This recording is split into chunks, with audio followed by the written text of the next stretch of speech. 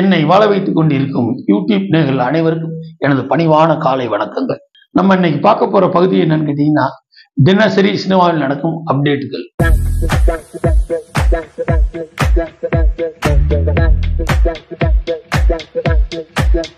இன்னைக்கு என்ன அப்டேட் கேட்கிறீங்களா? லோகேஷ் கனகராஜ் இதுவரைக்கும் இயக்குனராகவே இருந்த அவர் முதல் முறையா தயாரிப்பாளரை மாறி இருக்காரு. பாக்யராஜ் என்கிறவரோட இயக்கத்துல லாரன்ஸ், டான்ஸ் மாஸ்டர் லாரன்ஸ் வந்து கதையின் நாயகனா கதாநாயகன் நடிக்கிறாரு. இவங்களுக்கெல்லாம் வில்லன் யாருன்னு கேட்டீங்கன்னா, யாரு வழக்கம் போல இன்னைக்கு வில்லன்னா யாரு? எஸ்.ஜே. சூர்யாவும் பகத் பாசிலும் தான் இந்த படத்துல வில்லனா நடிக்கிறாங்க. இந்த படம் இம்மாதம் படப்பிடிப்பு ஆரம்பிக்கிறதுக்காக பரபரப்பான வேலைகள்ல ஈடுபட்டு கொண்டிருக்கு. அடுத்த அப்டேட் பாத்தீங்கன்னா, எப்பயுமே அவங்க நடிச்ச படத்துலயுமே எந்த நிகழ்ச்சியிலுமே வராத நயன்தாரா முதல் முறையா ஒரு நிகழ்ச்சிக்கு வந்திருக்காங்க. அது என்னன்னு கேட்டீங்கன்னா, ஆகாஷ் அதர்வாவோட கூட பிறந்த தம்பி படம். என்னடா தம்பி படத்துக்கு இவங்களுக்கு என்னன்னு கேட்டீங்கன்னா, விஷ்ணுவர்தன் டைரக்ஷன். விஷ்ணுவர்தன் வந்து என்னன்னா பட்டியல் சேகரோட பையன் தான் இந்த விஷ்ணுவர்தன். இவரு பில்லாங்கிற படம் இதே நயன்தாரா காம்பினேஷன்ல அஜித் வச்சு நடிச்சு டைரக்ட் பண்ணியிருக்காரு. அவர் கேட்டுக்கிட்டதுக்காகவும் வரல. இன்னொன்னு என்னன்னு கேட்டீங்கன்னா, விஜயோட மாமா தான், தாய் மாமா மாதிரி ஒரு உறவுல ஜான் பிரிட்டோ. ஜான் பிரிட்டோ யாருன்னு கேட்டீங்கன்னா, நடிகர் விஜயோட தளபதி விஜயோட மாமா. அவர் வந்து இவரை வச்சு, அதாவது பெரிய ஹிட் படங்க, எல்லாருக்குமே தெரியுமே, சூப்பர் ஹிட் படம். யாரு நல்ல யோசனை பண்ணி பாருங்க, சூப்பர் ஹிட் படம். மாஸ்டரோட தயாரிப்பாளர் தான் ஜான் பிரிட்டோ. அவர் தான் மருமனுக்காக வரணும், நீ அதாவது விஜயை கேட்டாங்க. விஜய் கட்சி இந்த பரபரப்புல இருக்கனால நான் வந்தா அது நல்லா இருக்காது, நான் நயன்ட பேசி நயனை வர வைக்கிறேன்னு தான் பயிற்சி பண்ணாரு. ஏன்னு கேட்டா, இப்ப விஜய் கூடயே இருக்கிற ஜெகதீஷ்ங்கிறவரு கீர்த்தி சுரேஷுக்கும் அவர் தான் மேனேஜர். கீர்த்தி சுரேஷ் வந்தா நல்லா இருக்குமா? வேணாம் நயன்தாரா தான் வேணுங்குவோம். விஜய் அவர்கள் அன்பு கட்டளை போட்டிருக்காங்க நயனுக்கு. உடனே நயன் விஷ்ணுவர்தன் கேட்டதுக்காகவும் விஜய் சொன்னதுக்காகவும் தான் இந்த நிகழ்ச்சியில கலந்துக்கிட்டாங்க. இல்லைன்னா அவங்க நடிச்ச படத்துக்கே வராதவங்க எப்படி வந்தாங்கன்னா, அங்க கட்டளை இட்டது யாரு? தலைவர் தளபதி. அவர் கட்டளை இட்டதுனாலதான் அந்த நிகழ்ச்சியில கலந்துக்கிட்டாங்க. அந்த படம் மாவர் வெற்றி படம் ஆகணும். இப்ப இன்னொரு என்ன அப்டேட்னா, இது ஒரு புது விதமான அப்டேட்.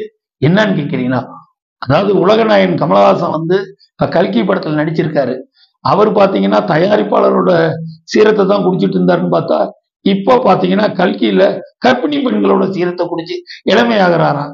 ஆடா பாவி, ஏற்கனவே ஆள வந்தான் சில படங்களோட ப்ரொடியூசரோட சீரத்தை உறிஞ்சிதான் இப்படி இருக்கீங்க. இப்ப ஹீரோயினா விட்டுட்டு போங்க.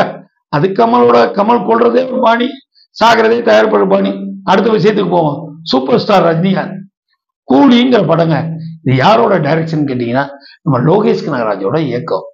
எல்லா யூடியூப் சேனல்லையுமே சத்யராஜ் முதல் முறையா ரொம்ப நாளா பேசிட்டு இருந்தார். சத்யராஜ் இந்த படத்துல சூப்பர் ஸ்டாரோட நண்பனா நடிக்கிறதா நியூஸ் நீங்க பார்த்திருப்பீங்க. அது கிடையாது. வழக்கம் போல சத்யராஜ் பழைய ஃபார்முலா தகடு தகடு தகடு, அது மாதிரி இதுல நண்பன்னா கிடையாது, முழு வில்லனா நடிக்கிறாரு. இது எப்படின்னு கேட்டீங்கன்னா, இந்த கேரக்டர்ல முதல்ல பேசப்பட்டவர் யாருன்னு ஆக்ஷன் கிங் அர்ஜுன் தான். இது எப்படி எனக்கு தெரியும் கேட்கிறீங்களா? நல்ல கேள்வி. அதாவது ஆக்ஷன் கிங் அர்ஜுனோட கிட்டத்தட்ட 33 வருடங்களா அவர் கூடயே நான் பணியாற்றிட்டு இருக்கேன். மேனேஜர், பிஆர்ஓ எல்லாமா இருந்துட்டு இருக்கேன். இந்த படத்துல முதல்ல நடிக்கிறதா இருந்தது ஆக்ஷன் கிங் அர்ஜுன் தான். ஆனா டேட் சம்பந்தமாகவும் சில பிரச்சனைகள் காரணமாகவும் தான் இப்ப சத்யராஜ் இந்த படத்துல நடிக்காரு. ஆக மொத்தம் கூலியில வில்லன் சத்யராஜ், கதையின் நாயகன் சூப்பர் ஸ்டார்.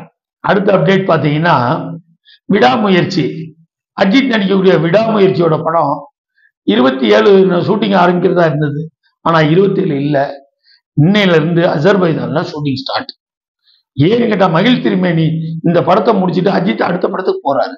அதனால இம்மிடியட்டா படப்பிடிப்பு நடத்தியே ஆகணுங்கிற ஒரு வெறியாகி கிளம்பிட்டாங்க எல்லாருக்கும். ஷூட்டிங் 27 கிளம்புனாங்க. இன்னையில இருந்து அஜர்பைஜான்ல ஷூட்டிங். நாளைக்கு காலையில எப்படின்னா, ஆக்ஷன் கிங் அர்ஜுன் நாளைல இருந்து படப்பிடிப்புல கலந்துக்கிறாரு. 3ஆம் தேதியில இருந்து திரிசாவும் விடாமுயற்சியில கலந்துக்கிறாங்க. ஆக மொத்தம் அஜர்பைஜான்ல பாத்தீங்கன்னா ஒரு 10 நாட்கள் தான் ஷூட்டிங். அதை அப்படியே ஷிஃப்ட் பண்ணி, சினிமானா வழக்கம் போலதான் ஃபாரின்ல ஆரம்பிச்சு ஹைதராபாத்ல முடிப்பாங்க. ஹைதராபாத்ல ராமராஜ் பிலிம் சிட்டில ஃபர்தரா விடாமுயற்சியோட படப்பிடிப்பு நடத்தலாம்னு திட்டமிட்டு இருக்காங்க. இயக்குனர் என்னதான் அஜர்பைஜான் ஆசைப்பட்டாலும், அதாவது லைக்கா ப்ரொடக்ஷனால முடியாதனால அங்க இருந்து டோட்டலா 10 days இருக்கிற சீன்ஸை முடிச்சுட்டு ஃபர்தர் கமிட்மெண்ட்டுக்கு ஹைதராபாத் வராங்க. ஆக மொத்தம் விடாமுயற்சி விரைவில் ஹைதராபாத்ல படப்பிடிப்பு நடக்கும். பார்ப்போம் பொறுத்திருந்து. அடுத்த அப்டேட் என்னன்னு கேக்குறீங்களா?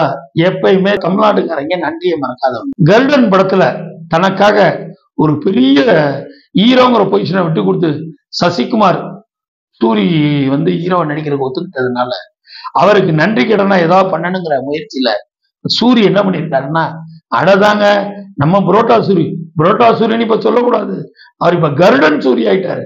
கருடன் வந்து சசிகுமாருக்கு ஒரு கால் ஷீட் தர்றாரு தன்னை ஹீரோ வச்சு பண்ண சொல்லி. அதற்கான முழு முயற்சியில இப்ப கதை வாதங்கள் ரெடி பண்ணிட்டு இருக்காரு. இருந்தாலும் சசிகுமார் உடனே நான் ஆரம்பிக்க மாட்டேன்னாரு. இல்லனே நீங்க உடனே என்னை வச்சு பண்ணுங்கண்ணே, நான் உங்களுக்கு நடிச்சு தரேன்னு சொல்லி இப்ப அன்பு எங்க பாருங்க, அவர் ஒரு விதையை விதைச்சா சூரிய ஒரு விதையை விதைக்கிறாரு. மொத்தத்துக்கு தமிழ்நாட்டுக்கு ஒரு நல்ல பயிர்கள் வளர்ந்தா நியாயம் தானே ஜனங்களை. இப்ப என்னன்னு கேட்டீங்கன்னா, தமிழ் சினிமால வந்து கடந்த ஒரு 6 மாதங்களா எந்த ஒரு வியாபாரமே இல்லை.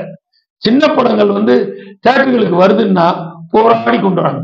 பெரிய படத்துகளுக்கு சேட்டலைட்டோ அல்லது ஓடிடியோ அந்த மாதிரி பிளாட்ஃபார்ம்கள் கடந்த ஒரு 3 மாசமாவே மூடி கிடக்கிற மாதிரி கிடக்குது. இதுக்கு காரணம் என்னன்னு கேட்டீங்கன்னா, காஸ்ட் ஆஃப் ப்ரொடக்ஷன் ஓவர் ஆயிடுச்சு. எந்த நடிகருமே 10 கோடி 20 கோடின்னு கேட்கறது இல்லை. ஆனா இப்போ ஒரு படம் ஆரம்பிச்சவங்க கூட 25 கோடி 40 கோடி 200 கோடி 300 கோடினா ப்ரொடியூசர் எத்தனை கோடியில கொடுத்து 10 கோடியில தான் நீங்க ப்ரொடியூசர் நின்றுட்டு இருக்காங்க. இதுக்காக இப்ப என்ன பண்ண போறாங்கன்னா, தமிழ் பிலிம் ப்ரொடியூசர் கவுன்சில் எல்லா அமைப்புகளுமா சேர்ந்து படப்பிடிப்பை நிதானமா யோசிச்சு பண்ணலாம். ஸ்ட்ரைக்கா பண்ணா திரையுலகம் பிரச்சனைக்குள்ளாகுமே. ஸ்ட்ரைக் பண்ணாம பெரிய படங்களை நீ அடுத்து திட்டமிட்டு தான் பண்ணணுங்கிற ஐடியால. தமிழ் மட்டும் இல்லைங்க, தெலுங்குலயும் இதே நிலைமை தான், இந்தியிலேயும் இதே நிலைமை தான், கன்னடம் மலையாளம் அத்தனையுமே இந்த நிலைமையில தான் இருக்கு. ஒரு படம் ஓடுது, பாக்கி பெரிய படம் எல்லாம் சாகுது. இதனால கிட்டத்தட்ட ஓடிடி அதுக்கப்புறம் சேட்டலைட் ஹிந்தி இந்த மாதிரி எந்த ஒரு வியாபாரமும் இல்லாதனால அத்தனை தயாரிப்பாளர்களும் அப்படியே ரத்த கண்ணீர் வடிச்சிட்டு இருக்காங்க. நடிகர்களுக்கு நீ சம்பளத்தை குறைச்சு தன்னோட உதவியாளர்களுக்கு, இப்ப நயன்தாராவை வந்து நடிக்க கூப்பிட்டா அவங்க கேட்கறது 15 கோடி. ஆனா அவங்களோட அசிஸ்டன்ட்டுக்கு சம்பளம் பாத்தீங்கன்னா 1.25 லட்சம் ரூபாய் ஆகுது. ஒரு நயன்தாரா நடிக்கணும்னா அவங்களுக்கு 15 கோடி ரூபாய் சம்பளம், அவங்களோட அசிஸ்டன்ட்டுகளுக்கு 1.25 லட்சம். முன்னெல்லாம் 1.25 லட்சத்துல 5 நாள் ஷூட்டிங் பண்ணிட்டு இருந்தாங்க. இப்ப நயன்தாரா நடிச்சா அவங்களோட அசிஸ்டன்ட்டுக்கு மட்டுமே 1.25 லட்சம். இதெல்லாம் இருந்தா எப்படி படம் பண்றது? அதுக்காக தயாரிப்பாளர் சங்கம், திரைப்பட அதாவது இருக்கிற அத்தனை சங்கங்களும் கூடிய சீக்கிரத்துல ஸ்ட்ரைக் அறிவிக்காம, தொழிலாளிகளுக்கு ஷூட்டிங்கை நிறுத்தாம படப்பிடிப்பு நடத்தணும், திட்டமிட்டு நடத்தணும். சம்பளங்களை குறைக்கிறதுக்கு நடிகர் சங்கத்தோட பேச்சுவார்த்தை நடத்திட்டு இருக்காங்க. அதற்கான இது கூடிய சீக்கிரம் அறிவிப்பாங்க. இப்பவுமே கிட்டத்தட்ட பெரிய படங்கள் யோசிச்சு தான் பண்றாங்க. அந்த ஒரு காரணத்தினாலதான் இப்ப விடாமுயற்சி சில படங்கள்லாம் அப்படி லேட்டா கிளம்புது. அதனால இந்த இந்தியன் 2 வந்தா தான் லைக்காவோட ப்ரொடக்ஷன்ல அடுத்து என்ன பண்ணுவாங்கன்னு யோசிப்பாங்க.